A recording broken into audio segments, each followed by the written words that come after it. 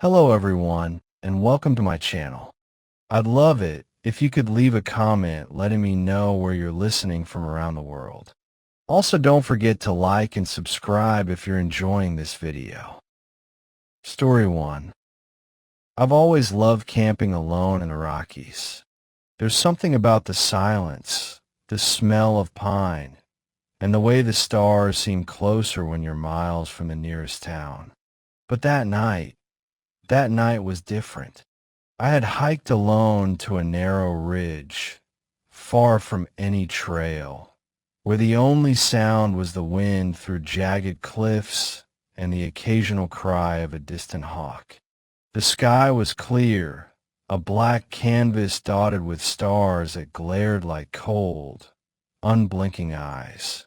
I set up my tent on a small plateau, brushed off the gravel, and started a fire. The warmth felt good, almost comforting, against the biting mountain air. As I sat by the fire, poking at the flames, I noticed soft footsteps on the gravel behind me. At first, I froze, thinking it was a deer or some other animal. But the pattern was deliberate, measured. It didn't skip or stumble like an animal would. It circled, slow and steady, like someone pacing. I told myself I was imagining it. The wind played tricks.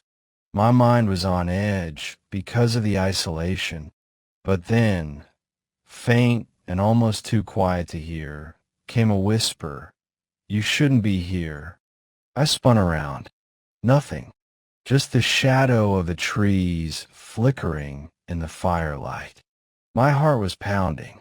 I grabbed my flashlight and circled the tent, shining it into every dark corner, every shadow, every tree. Nothing. The footprints that might have belonged to a deer didn't appear anywhere. No tracks, no sign of life. I convinced myself to stay in the tent for the night. I zipped it closed, pulling my sleeping bag tight, trying to block out the sounds. Hours passed, or maybe it was minutes. Time stretched differently when you're alone in the dark. Around 3 a.m., I woke to the tent zipper being slowly tugged. I froze. My hand was shaking so badly I could barely grip the flashlight. I ripped the zipper open, and nothing. The fire was dead, smoke curling into the air, and the ridge was empty. But then I saw them. Footprints, bare and small, pressed into the gravel. They led up to my tent and stopped abruptly halfway. I didn't sleep after that. I sat up, flashlight shaking in my hand, listening to the wind. Every crack of a branch sounded like someone walking closer. Every rustle of pine needles was a footstep.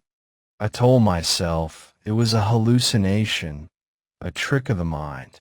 But the prints were real, and I knew it. By first light, I packed everything in a hurry, my hands trembling. I didn't even eat breakfast. I left the ridge, eyes glued to the path behind me. Not a single footprint followed me down. Not a single sound. It was as if whatever had been there had vanished with the first light. I've camped dozens of times since, in even darker, more remote places, but I never forget that night. I never walk alone on narrow ridges anymore. Sometimes when I'm sitting at home, I swear I hear footsteps outside my window, deliberate and measured, and I remember the whisper, "You shouldn't be here." I still don't know what it was. Human, animal, something else. I'll never know. But I do know one thing. I've never been so sure in my life that something was watching me, walking just behind me, knowing I couldn't see it. And sometimes, when the wind is right and the night is quiet, I still hear it, echoing in my memory, those footsteps behind me. Story 2. I had been driving through northern Maine for hours, chasing a map I barely trusted. I'd wanted solitude, and this lake promised it. A remote, forgotten body of water, miles from the nearest road, hidden among pine and birch. My kayak sat in the back of my truck, packed and ready. I told myself I was escaping the noise of the world, but deep down, I think I knew I was chasing something I shouldn't have. I reached the shoreline just as the sun dipped behind the trees. The mist was already gathering, rolling off the water in heavy, gray swirls. It looked like a blanket someone had thrown over the lake, thick and suffocating. I pushed my kayak into the water, and it floated as if it belonged to the fog itself. I paddled slowly, carefully, toward a small island I had seen on the map, a speck of land barely big enough to pitch a tent. The silence was complete. No birds, no insects, nothing but the soft lapping of water against the kayak. By the time I reached the island, darkness was crawling over the lake like spilled ink. I set up my small camp, unpacked a tiny stove, and made dinner. The food tasted like nothing. My stomach churned, not from hunger, but from the unease settling in my chest. I tried to shake it, blaming isolation, the eerie quiet, and my own imagination. After eating, I walked to the shore with a lantern. Its light painted a warm circle on the ground, but when I looked at the water, something felt wrong. The lake should have reflected the glow, even faintly, but it didn't. The water was blacker than anything I had ever seen, like it swallowed the light whole.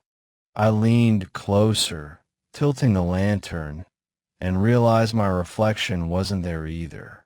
My own face, staring back at me, gone, replaced by an infinite void. I froze.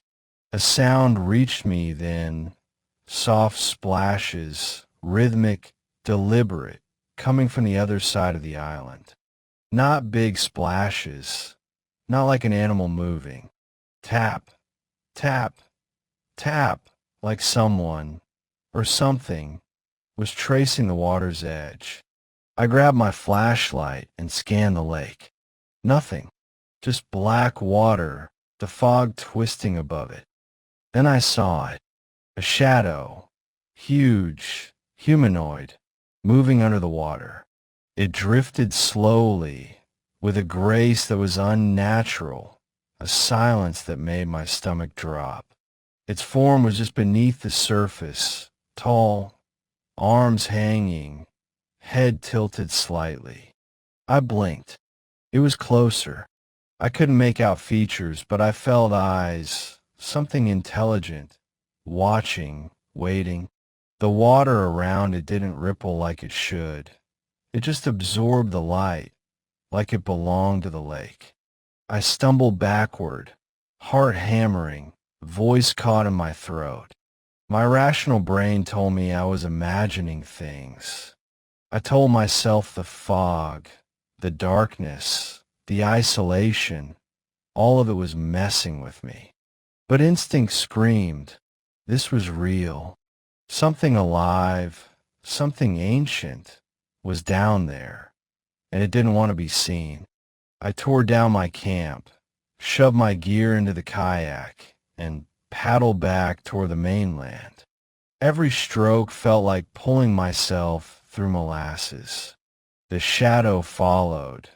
I was sure of it, drifting under the surface, mirroring my movement, patient and silent. My flashlight barely pierced the blackness, but I didn't look back. Not once. I didn't dare.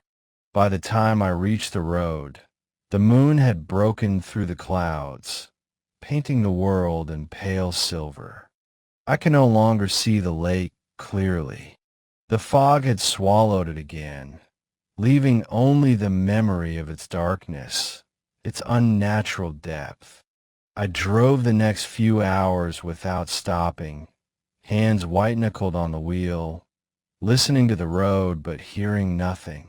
Even now, months later, I can't explain what I saw. Part of me refuses to believe it. Part of me knows better. That lake, it isn't just water. It's a living shadow, a hunger that doesn't want reflection, that doesn't want to be disturbed. I've avoided lakes ever since. I've avoided still water entirely. I even sleep with the lights on. But sometimes in the middle of the night, I wake up imagining the darkness of that lake, imagining the shadow just beneath the surface, waiting. And I remember the way the water looked at me, like it was swallowing everything I brought to it. Light, reflection, sanity. There are places you think are safe. There are bodies of water that look peaceful. But the lake I found in Maine is not peaceful. It is patient. It is hungry. And it waits for anyone foolish enough to come near. Anyone foolish enough to shine a light it cannot reflect.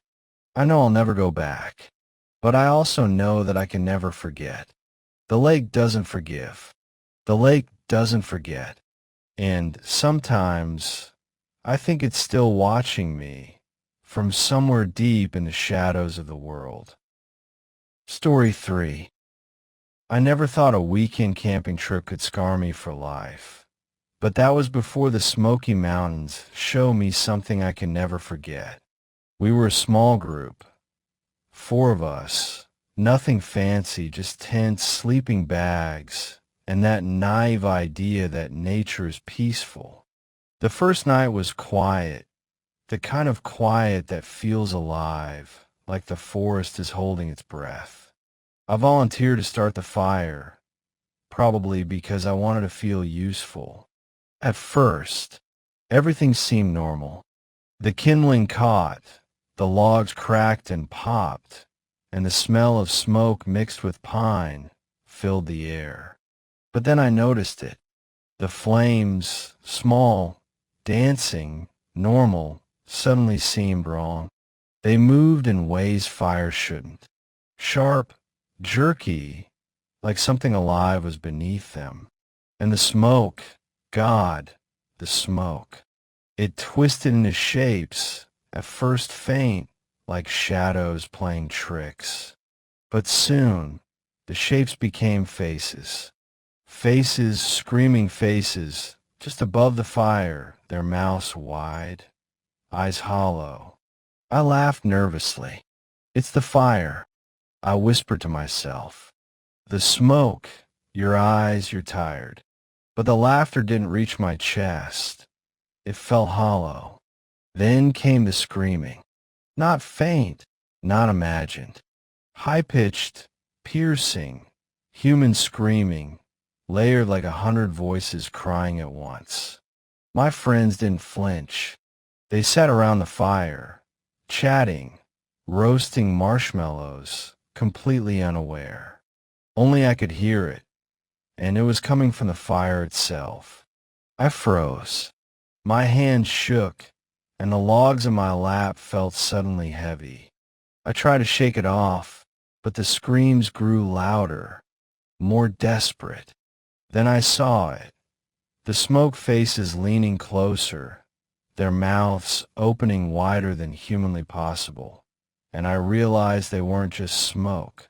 They were trapped, screaming, begging. I dropped the logs. The sound of them hitting the dirt was deafening to me, but my friends barely looked up. I bolted. Branches tore my arms. Mud caked my shoes, but I didn't care.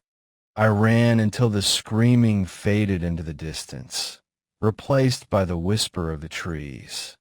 I thought I had left it behind, but that night, even my dreams were haunted. I could hear faint screams under every flicker of light. The next morning, I returned, cautiously expecting something. The fire pit was empty, cold, normal. My friends laughed when I mentioned the screaming. "You really need some sleep, man," one said. "Or maybe too much coffee yesterday." I smiled forced. I didn't tell them what I had seen in the smoke, the way the faces had stared at me, the way the fire had begged for release. I couldn't. Who would believe me? Even now, years later, the memory haunts me.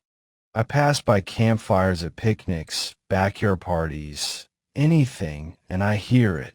A faint, urgent scream buried beneath the crackle of flames. A reminder that some fires aren't just fire, that some screams are waiting, trapped, and that sometimes they choose you. I haven't gone camping in the Smokies since that weekend. I don't trust a fire, and I know, deep down, that if I ever light one again, those faces, those screams will come for me. And next time, my friends might hear them too. Some nights, when the wind is right, I swear I can hear it, soft, pleading, calling my name from the fire.